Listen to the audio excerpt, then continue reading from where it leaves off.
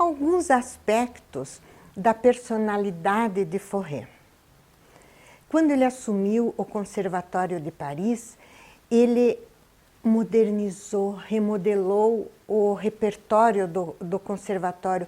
Teve até uma ala que o criticou, ficou contra ele, mais de pensamentos conservadores, porque ele incluiu no repertório dos alunos do conservatório Wagner e Debussy, que não eram aceitos. Vocês vejam que já está chegando o século XX e aquela sensação ruim que ficou com os franceses da derrota da Guerra Franco-Prussiana ainda estava vivo em alguns pensamentos dentro do conservatório.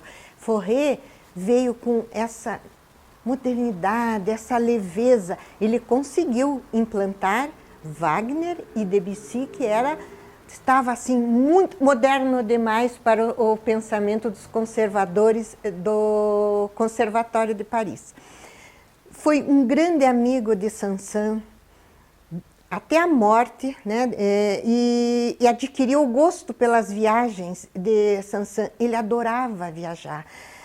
Fauré foi um homem que ele era muito atraente para as mulheres, ele era muito alegre, ele tinha uma leveza de pensamento que atraía as pessoas. Isso prejudicou, não ele, a estrutura, acho que da vida familiar. Ele casou só aos 38 anos com a filha de um importante escultor parisiense, Frémier, e tiveram 2 filhos. Desses 2 filhos homens de Fauré, um tornou-se um biólogo renomado francês e o outro um escritor e jornalista importante também, ambos de destaque. Mas o casamento de Fauré não foi um casamento, foi até o fim, mas com muito sofrimento para a mulher dele, porque Fauré teve muitos casos amorosos.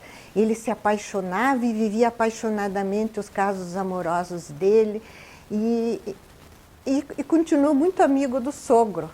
A mulher dele aceitou, talvez até achando que seria uma excentricidade de artista, mas ele teve uma vida assim bem tumultuada, uma vida amorosa.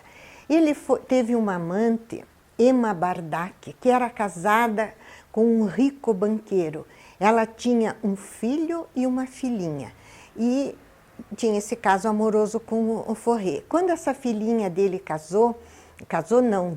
nasceu, ela era pequenininha e o apelido que deram foi de Dolly, bonequinha. Era muito delicada e Fauré gostava muito desta criança e presenteava ela nos aniversários com composições e formou a Suite Dolly, que foram as composições que ele compôs para a filhinha da Emma Bardac. Uma coisa interessante que a gente ainda vai ver. Emma Bardac tornou-se a esposa de Debussy, bem mais tarde. Agora, afinal, lá 1890, 89 a 90, ela tinha esse caso amoroso com Fauré. Essa suíte para piano a 4 mãos é lindinha. Ela tem 6 pequenas peças e uma suíte, quando é interpretada num concerto, ela é apresentada na sequência e é importante que nós, plateia, olhemos o programa e ali vem os nomes dos movimentos e nós só podemos aplaudir quando termina o último movimento. Um parêntesezinho aqui para a gente falar um pouquinho desse assunto do aplauso, porque o exemplo é especial agora também. Nós vamos ver uma apresentação belíssima dos irmãos holandeses Lucas e Arthur Joensen. Eles são geniais, eles têm uma sintonia, eles tocam, a cabeça é uma só, os movimentos um só, a expressão. É muito bonito de ver a interpretação desses 2 irmãos. Na Concertgebouw de Amsterdã, a sede da Orquestra Concertgebouw, uma casa de concerto tradicional e da tradicional cultura holandesa. Pois o público, quando eles terminam o primeiro movimento, aplaudem. E vocês observem como os pianistas, eles não agradecem, não se viram, não saem do lugar, ficam paradinhos e continuam. E depois não aplaudem mais fora do horário, só no final.